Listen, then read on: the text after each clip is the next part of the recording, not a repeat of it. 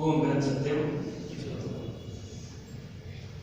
हम सभी बड़े भाग्यशाली हैं जो सच्चे गुरु के शरण में आए हैं अपने जीवन का सुधार करने के लिए, अपने जीवन का परम कल्याण करने के लिए।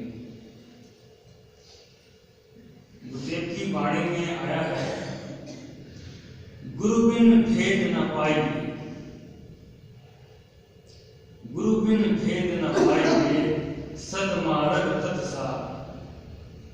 सतमार्ग में जो खुशी है, जो चैन है, जो मानव जीवन का वही लक्ष्य है, उसको हम बिना गुरु की शरणागति, उस भेद को पार क्या है वो भेद? गुरु बिन भेद न पाएंगे, सतमार्ग तत्सार। मंगत भेदी गुरु में, जिस गुरु ने ये भेद को जान लिया, संसार में चैन नहीं है। ये हमारी दौड़ जो संसार में लगी हुई है, इसमें हमें चैन नहीं मिलेगा। क्षणिक खुशी मिल जाएगी, लेकिन शाश्वत शांति, परमानंद चैन, मनुष्य जन्म का जो लक्ष्य है वो प्राप्त नहीं हो सकता। जैसे हम प्यासे आए थे, वैसे ही प्यासे हम संसार से विदा हो जाते हैं। इस मार्ग में आने के लिए बड़ा विचार बल चाहिए, वरना हम सबके अंदर तब बड़ी खुशी को पाने की इच्छा लगी रहती है, उस तरफ में हमारी दौड़ हो जाती है। बड़े बड़े साधक भी उस तरफ अपना पग रख ही देते हैं, लेकिन जब विचार आता है कि यहाँ चैन नहीं है, तब वो विचार के माध्यम से उसको रोकते हैं। कह रहे हैं गुरुदेव, गुरु बिन नहीं मन आवे ठौर। बिना गुरु के मन में जो बेचैनी है वो दूर नहीं होगी, ठिकाना नहीं मिलेगा, मन दौड़ता ही रहेगा। गुरु बिन नहीं मन आवे ठौर, कर्म चार नहीं बिन से घोर। कर्म का चल हमें परेशान करते ही रहेगा, मिटेगा ही नहीं। कोई ना कोई हमारे अंदर वासना हो जाएगी, और हम उस वासना की पूर्ति के लिए लग जाएंगे, और जो सही रास्ता है उसे छोड़ देंगे। कह रहे हैं गुरुदेव, गुरु बिन मन नित अवगुण धारी। हर समय हमारे अंदर अवगुण भरे रहते हैं। 5 तत्वों से संसार बना है, 5 तत्वों की प्रकृति है, हमारा इस तरह रुझान हो ही जाता है। गुरुदेव कह रहे हैं, देखन में ये बाग सुहाना, बड़ा आकर्षण है। देखन में ये बाग सुहाना, जिस भोगा तिस अंत पछताना। जिसने इसको भोगा, भोग वृत्ति रखी, वो अंत में पछताता हुआ संसार से विदा होगा। इसीलिए गुरुदेव कहते हैं, जब तक जीवन तब तक सत्संग। सुनते तो एक ही बात है, संसार में बेचैनी है, ईश्वर में चैन है, लेकिन बात हमारे मन में बैठती नहीं है, यूं ही चले जाएगी। किसी न किसी रूप में वही तो है, ईश्वर से जुड़े और संसार से हटे। भाई ये 2 शब्द हैं और पूरा जीवन है। तरह तरह के दृष्टांत हम सुनते हैं, तरह तरह के शब्दों की वाणियां सुनते हैं, बात एक ही है, झूठ संसार सब करता और कोई नहीं। जिस दिन ये बात समझ में आ गई, रास्ता अपने आप बदलने लगेगा। तो गुरुदेव कह रहे हैं, गुरु बिन मन नित्य अवगुण धारी, पाप कर्म का भय पुजारी। पाप कर्म है क्या? प्रकृति है ही पाप। जितना जितना हम इससे जुड़ेंगे, उतना उतना हम पापी हो जाएंगे। गुरुदेव कह रहे हैं, सप्ताह क्लास में किसी ने क्वेश्चन भी किया, इन 5 विकारों का नाश कैसे हो? 5 तत्व हैं, 5 तत्व संसार बना है, और जितना जितना हम इस 5 तत्वों के संसार से जुड़ेंगे, जितना जितना आसक्त होंगे, उतना उतना हमारे 5 विकार जो हैं, काम, क्रोध, क्रोध, लोभ, मोह, अहंकार ये हमारे अंतर्मन में छाई है।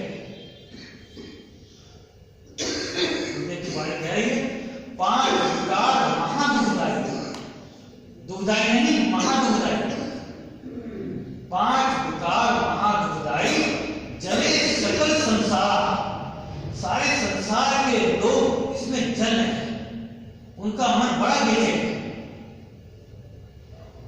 तो गुरुदेव ने बताया इन 5 विकारों का शमन कैसे हो, हल्के हल्के हमारे विकार कैसे जाए, और जितनी परसेंटेज में विकार हमारे अंतर्मन से जाते हैं उतना ही बदले में हमें चैन और शांति का एहसास होने लगता है। ये सारा प्रैक्टिकल मार्ग है, जब हम करेंगे तो हमें उसका लाभ अपने आप महसूस होगा और इतना बढ़ जाएंगे। तो गुरुदेव ने बताया कि 5 विकारों का नाश कैसे हो।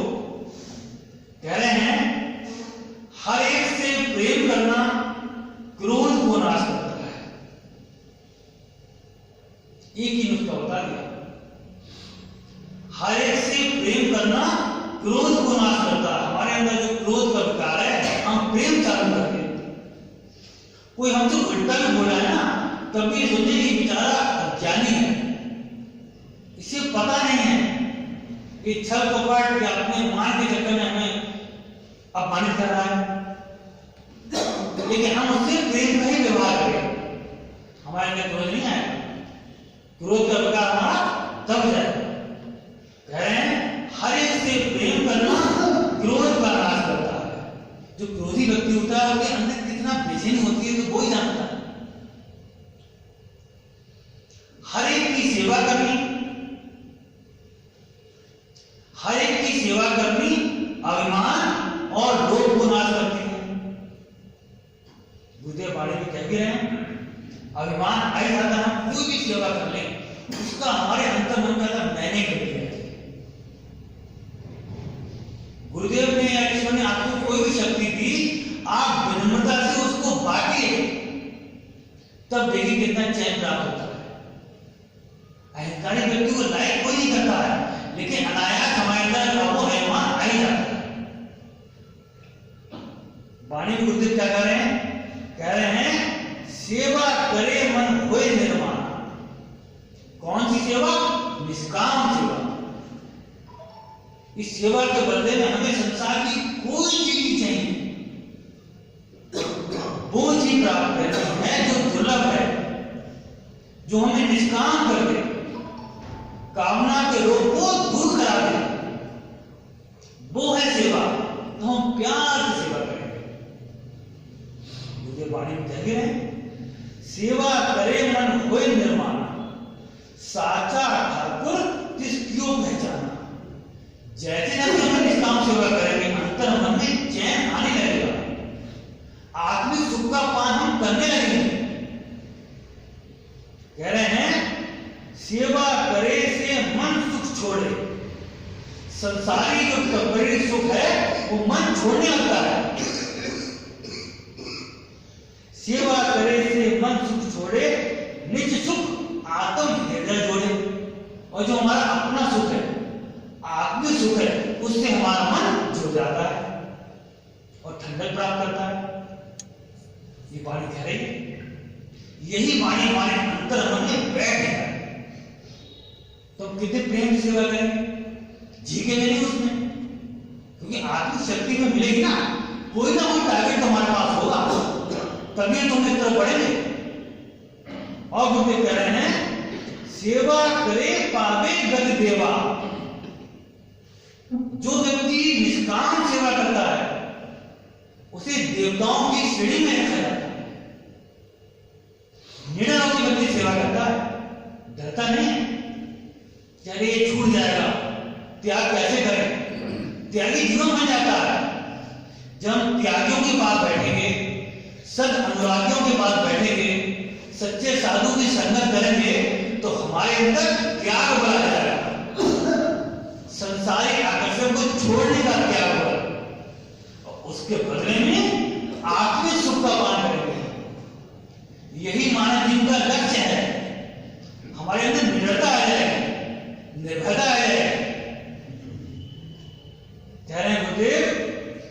सेवा करे पावे गत देवा, धर्म स्वरूप केवल ये सेवा, केवल और केवल निष्काम सेवा हमारे अंदर से अभिमान रूपी रोग को हटा देगी।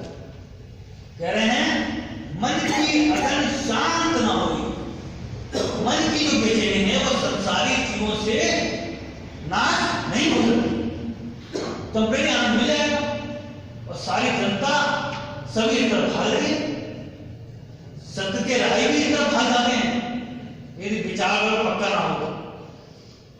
कह रहे हैं मन की अगन शांत ना हुई, पर की सेवना हृदय जो, जब तक हमारे हृदय में दूसरे की सेवा का भाव नहीं है, कर हम सब कुछ अपने लिए रहे हैं, इसीलिए हमें इसका अहंकार नहीं करना चाहिए। यदि हम सेवा कर रहे हैं तो संसारी आकर्षण हमारा हट रहा है और बदले में रियल चीज मिल रही है, तुम्हें इसका अहंकार क्यों करेंगे? निर्माण होके चरण छू के सेवा करेंगे।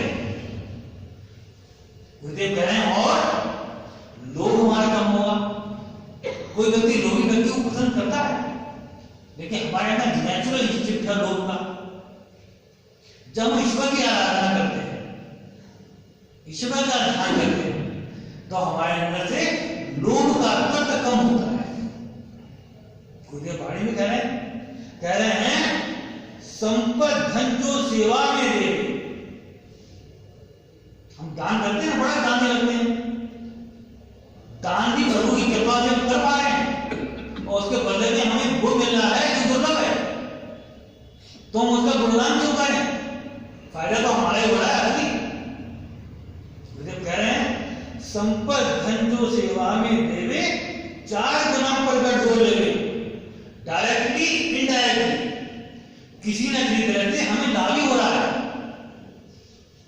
एक वेद में मैंने पढ़ा था, जो व्यक्ति दरिद्र है, कंगाल है, यदि वो दान चालू कर दे तो दरिद्र नहीं रहेगा। ये वेद वाक्य गलत नहीं हो सकता, गुरुदेव की वाणी गलत नहीं हो सकती। संपद धन जो सेवा में देवे, चार गुना प्रकट हो देवे। किसी न किसी रूप में हमारे मन में शांति आएगी। पैसा कमा क्यों रहे हैं? कमा तो मन की चैन भी रहे हैं, शाश्वत शांति भी रहे हैं, स्थायी शांति मिल जाए, तो वो तो कह रहे हैं चार गुना मुझे पैसा भी मिल जाएगा किसी न किसी रूप में। तो हमें तो हर तरफ से फायदा हो रहा है। और कह रहे हैं गुरुदेव कि सेवा से हमारा अहंकार और लोभ चला गया और आया ईश्वर को सत्य जानकर। ईश्वर ही हमारा परम सहारा है। बाप निश्चय में बैठ जाए, ईश्वर को सत्य जानकर उसका सिमरन करना मोह और काम को नाश करता है। इस संसार का जो अटैचमेंट है, बड़ा आकर्षण है, अच्छे अच्छे बह जाते हैं। जब हम ईश्वर का ध्यान सिमरन करते एकाग्र होकर, तब पता लगता है वो कहते हैं चैन है। उस चैन को प्राप्त करके संसार का चैन छोड़ देते हैं, उस पर नहीं जाते हैं। तो कह रहे हैं गुरुदेव ईश्वर को सत्य जानकर उसका सिमरन करना मोह और काम को नाश करता है। काम का मतलब काम नहीं हो गया। कामना रूपी अगर में जीव जले दिन रात, हर दिन और रात जीव जलता रहता है, कोई ना कोई हमारी डिजायर खड़ी हो ही जाती है।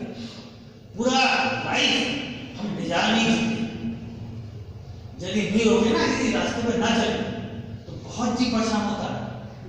तभी तो गुरुदेव की वाणी कह रहे हैं अरब खरब का धनी रोए,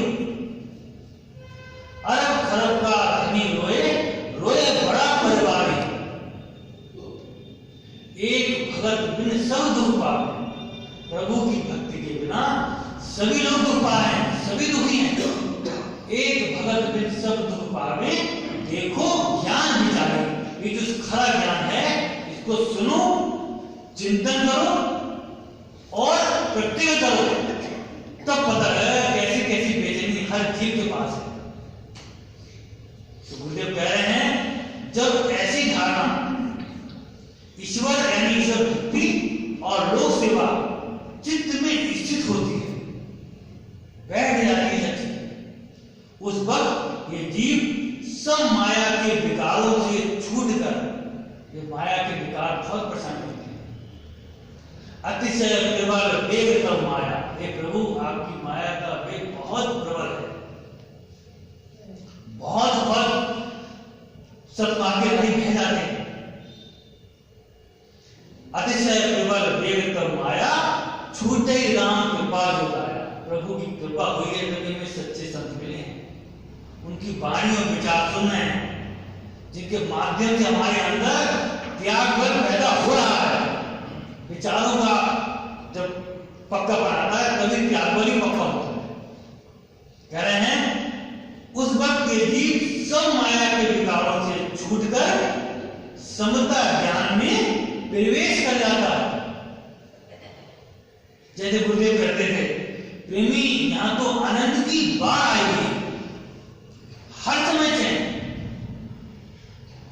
उस समाधि की अवस्था में छोड़ने का मन ही नहीं कर रहा है। तो कितनी लंबी मंजिल है, लंबा मार्ग दूर कर, उस स्थिति को प्राप्त करना है। लंबा मार्ग दूर कर, विकट पंथ बहुजाल, क्यों संतों कैसे पाइए दुर्लभ हरि दीदार। जिस शांति की स्थिति में पाए गुरुदेव से, उस शांति की स्थिति को प्राप्त करने के लिए कितनी ज्यादा हमारे रुकावटें हैं। और हम लोग शायद सत्संग भी ढंग से, सत्संग में भी समय पे नहीं आ पाते, हमारी रेगुलरिटी में नहीं होती है, और हम चाहते हैं हमें चैन मिल जाए। कैसे संभव है? सत्संग में आना भी एक महान सत्कर्म है जो हमारे अंदर त्याग बल पैदा करता है, आगे का रास्ता हमारा खुलता है। गुरुदेव और बता रहे हैं,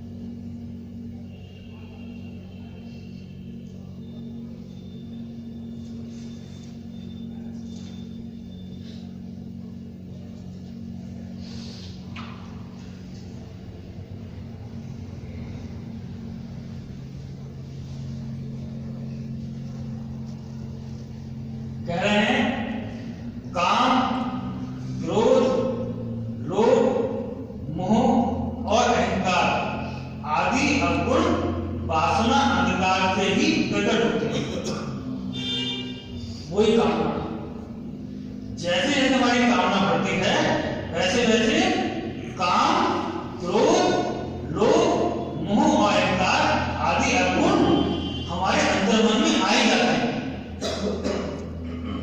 जब तक वासना का अभाव ना हो तब तक इन विकारों से शांति प्राप्त नहीं होती।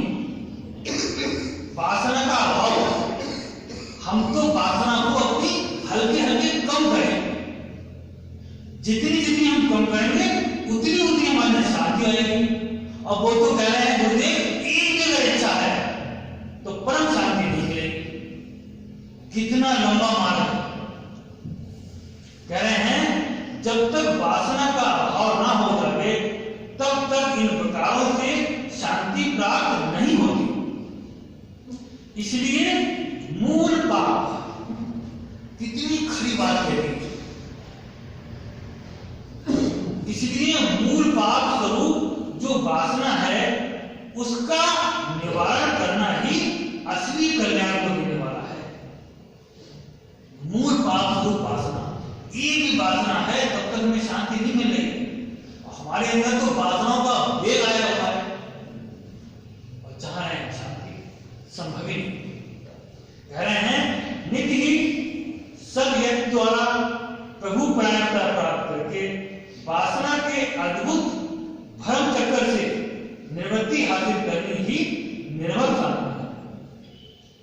इसलिए मूल पाप स्वरूप जो वासना है उसका निवारण करना ही, कैसे होगा निवारण, ये जो बताया गया।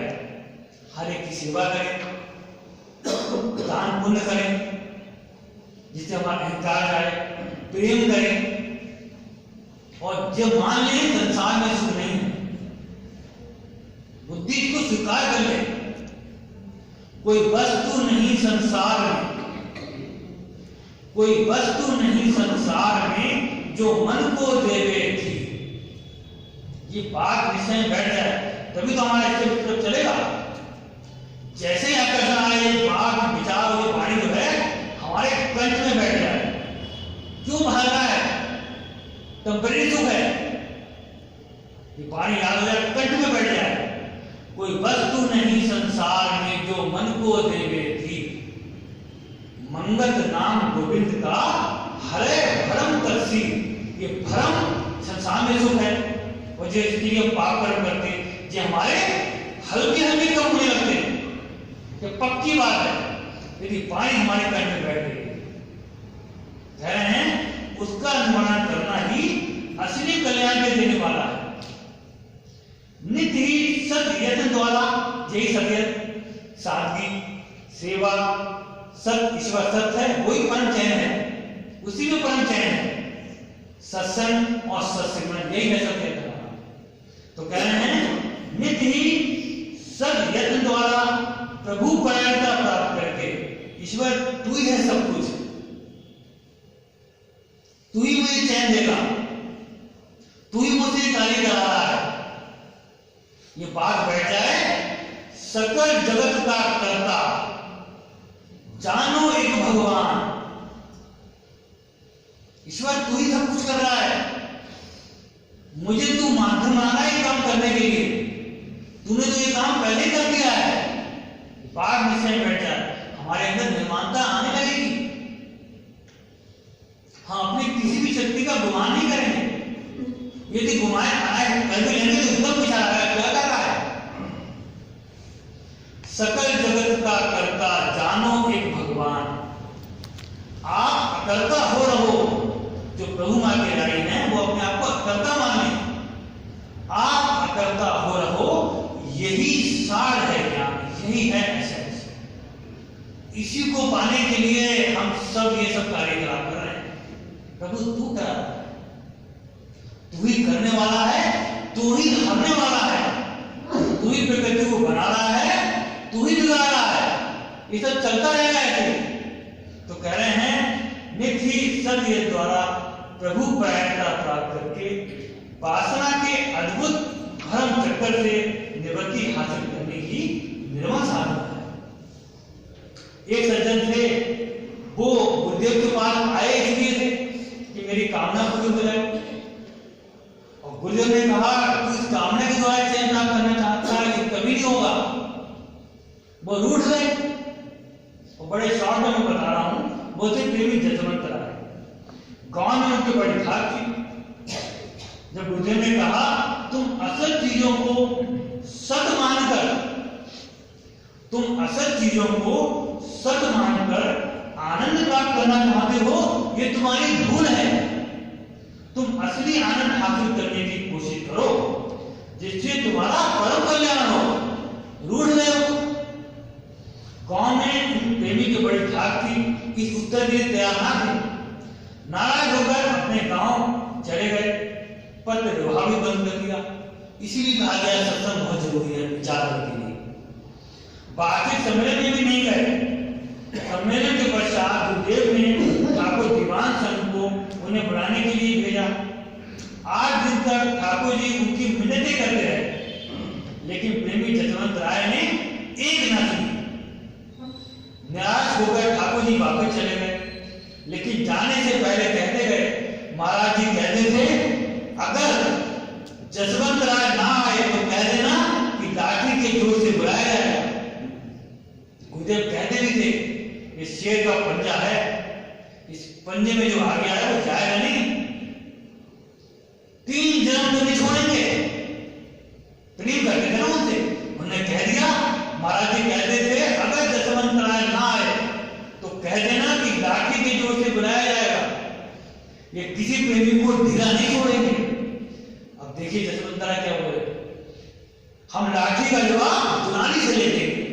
कितनी भयंकर कामना है जो पूरी नहीं हो पाई और कैसा कुछ देर से बोल रहे हैं। आगे की घटना उनके पुत्र बताते हैं। ठाकुर जी का जाना ही था कि पिताजी बीमार हो गए। बहुत इलाज किए लेकिन रोग बढ़ता ही गया। डॉक्टर ने 6 रोग बताया। 6 रोग का नाम सुनते ही पिताजी का खाना पीना भी छूट गया। कष्ट दिन प्रतिदिन बढ़ रहा था। आशा का दीपक बुझने जा रहा था। एक रात पिताजी स्वप्न में क्या देखते हैं, ये स्ट्राइकिंग पॉइंट है। महाराज जी सफेद वस्त्रों पर काली कमड़ी ओढ़े, हाथ में लाठी लेकर खड़े हैं और कह रहे हैं, लाल जी लाठी और चलाएं या बंद कर दें। पिताजी शुभ से चौंक कर उठ बैठे और माता जी को जगाकर सब बातें कह दी। माता जी ने कहा, सम्मेलन में 1 सप्ताह रह गया है, जाकर गुरु दरबार में हाजिरी दे आएंगे। समय पर तैयारी की गई। सम्मेलन से 2 दिन पहले रेल पर सवार होकर इस स्टेशन पर उतरे। वहां से 6 रोग का रोगी घोड़ी देखी, 6 रोग का रोगी हो गया जो भागती है। देखिए प्रभु की ये माया है। वहां से 6 रोग का रोगी घोड़ी पर सवार होकर गुरु दरबार में पहुंचा। पिताजी ने प्रणाम किया लेकिन कोई बात ना हो पाई। 2 दिन बाद महाराज जी से एकांत में मुलाकात हो गई। पिताजी कुछ कहना ही चाहते थे कि महाराज जी ने पूछा, खाना खा चुके हो या नहीं? पिताजी ने उत्तर दिया, महाराज जी खाना खाए तो अरसा हो गया। महाराज जी ने कहा, क्या पेट काट कर आए हो? जाओ उड़द की दाल और कद्दू की रोटियां भंडारे से लेकर खाओ। आज्ञा पाकर पिताजी ने 2 रोटियां और कटोरी में दाल लेकर खाने लगे। खाना खाते ही सर्दी लगी और तेज बुखार आ गया। तपेदिक मलेरिया में बदल गया। बुखार देखकर प्रेमियों ने प्रार्थना की, जसवंत राय पर कृपा कीजिए। गुरुदेव की माया चल रही, ईश्वर की माया चल रही, वो बहुत कष्ट में है। महाराज जी ने उत्तर दिया, ये कोई डॉक्टर नहीं है। सम्मेलन समाप्त होने पर वापसी की तैयारी शुरू हुई। डर था कि यहीं ना दम निकल जाए, इसीलिए घर जाना ही ठीक समझा। पिताजी गुरुदेव को प्रणाम करने के लिए दरबार में हाजिर हुए। प्रणाम करते ही गुरुदेव ने दोनों हाथों में सिर थाम लिया। वो तो जानते हैं ना दर्द हमारा, और दर्द को रोकने की दवा भी जानते हो। महाराज जी ने कहा, तुम बहुत कमजोर हो गए हो, क्या तकलीफ है? जवाब दिया, दिख हो गया। तपेदिक भी नहीं बोल पा रहे, दिख हो गया। गुरुदेव ने फरमाया, कौन कहता है तुम्हें दिख हो गया? पिताजी ने डॉक्टरों के नाम बताए। आपने कहा गलत कहते, 1-2 दिन चिरायता पियो, ठीक हो जाओगे। 3 दिन चिरायता पीने से पिताजी बिल्कुल ठीक हो गए। रोग का निशान तक मिट गया और सन 1943 में पिताजी सेना में भर्ती हुआ। तो गुरुदेव जब किसी पे महान कृपा करते हैं ना, तो दुख भी देते हैं। जो जन दुख को मित्र समझे, पावे सुख आधार, वो ईश्वरीय सुख प्राप्त होता है। तो गुरुदेव ये वास्तव में हम पे कृपा करते हैं। तो ऐसे ही हमारे लिए भी कोई ना कोई खेल रच देते हैं दुख के रूप में, लेकिन अंदर से प्यार करते हैं, हम पे कृपा करते हैं और हमें वो चीज देना चाहते हैं जो संसार में दुर्लभ है। गुरुदेव से ये प्रार्थना है कि ऐसे ही हम सब पर कृपा करते रहें और हमें वो दुर्लभ चैन प्रदान करते रहें। वो मेरे सबसे आदरणीय नरसिम्हा जी।